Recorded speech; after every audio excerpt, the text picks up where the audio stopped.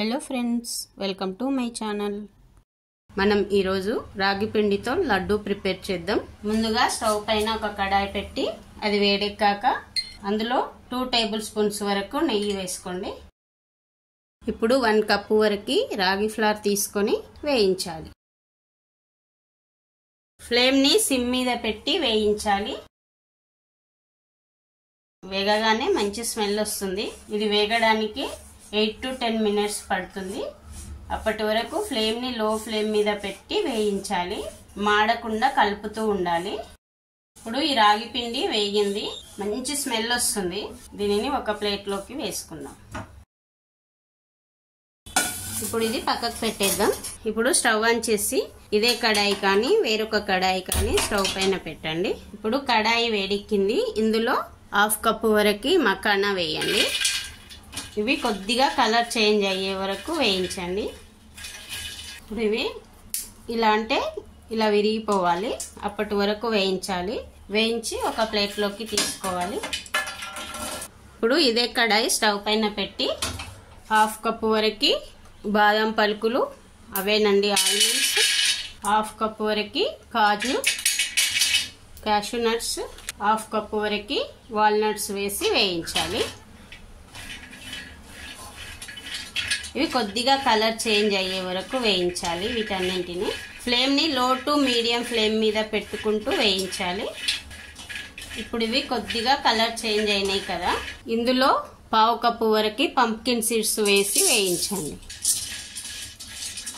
ఇప్పుడు ఇవన్నీ మంచి స్మెల్ వస్తున్నాయి. స్టవ్ ఆఫ్ చేసి వీటన్నింటిని ఒక ప్లేట్లోకి వేసుకోవాలి.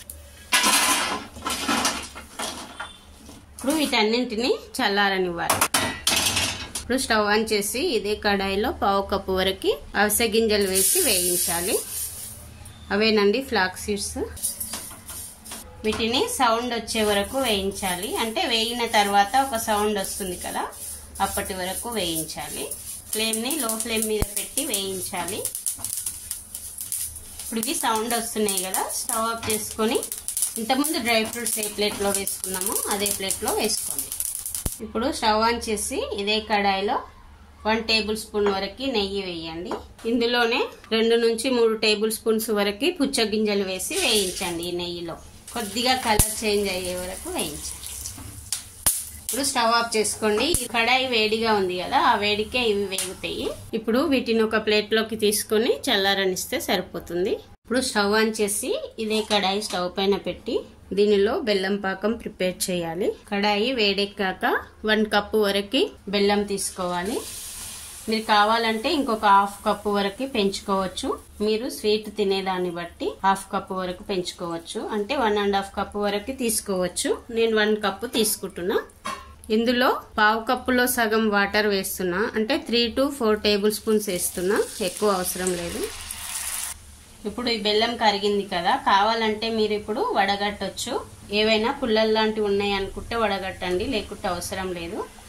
నేనైతే ఏం వడగట్టట్లేదు. ఇప్పుడు దీనిని లేత తీగపాకం వచ్చే వరకు ఉడికించాలి. ఈలోపు మనం వేయించిన డ్రై ఫ్రూట్స్ ను మిక్సీ పడదాం. ఇప్పుడు ఇందులోనే 3 నుంచి 5 యాలకులు వేయాలి. అలాగే మనం నెయ్యిలో వేయించి పెట్టిన పుచ్చగింజలు ఉన్నాయి కదా, అందులో సగం వేసుకోవాలి, సగం పక్కకు పెట్టండి. ఇప్పుడు వీటిని బరకగా వచ్చేటట్టు మిక్సీ పట్టాలి.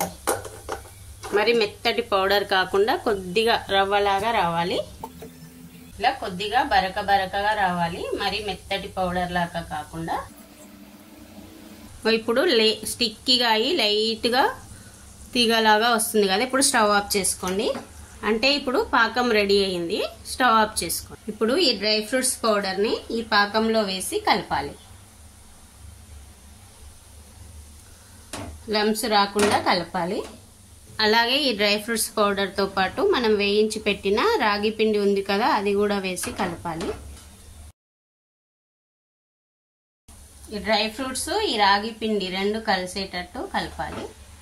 ఇప్పుడు ఇలా కలిపిన తర్వాత ఈ మిశ్రమాన్ని కొద్దిగా చల్లారనివ్వండి. అంటే మన చేత్తో పట్టుకునే వీలయ్యేటట్టు చల్లారాలి. ఇప్పుడు దీన్ని కొద్దిగా చల్లారనివ్వండి. మనం ప్రిపేర్ చేసిన లడ్డు మిశ్రమం చల్లారింది. ఇప్పుడు మన చేతికి కొద్దిగా నెయ్యి కానీ ఆయిల్ కానీ గ్రీస్ చేసుకుని లడ్డు ప్రిపేర్ చేద్దాం. ఇప్పుడు మనం వేయించిన పుచ్చగింజలు ఉన్నాయి కదా, వాటిని కూడా ఇందులో వేద్దాం. ఇప్పుడు ఒక నిమ్మకాయ సైజ్ అంతా తీసుకొని ఇలా లడ్డూలాగా ప్రిపేర్ చేస్తే సరే. అంతే, రాగి లడ్డు రెడీ అయింది. ఈ రెసిపీ కనుక నచ్చితే మీరు ఒకసారి ట్రై చేసి మీకు ఏ విధంగా వచ్చిందో కామెంట్ సెక్షన్లో చెప్పండి. అదేవిధంగా నా వీడియో కనుక నచ్చితే ఒక లైక్ చేసి నా ఛానల్ని సబ్స్క్రైబ్ చేయడం మర్చిపోకండి. ఇంగ్రీడియంట్స్ డిస్క్రిప్షన్లో ఉంటాయండి. Thanks for watching.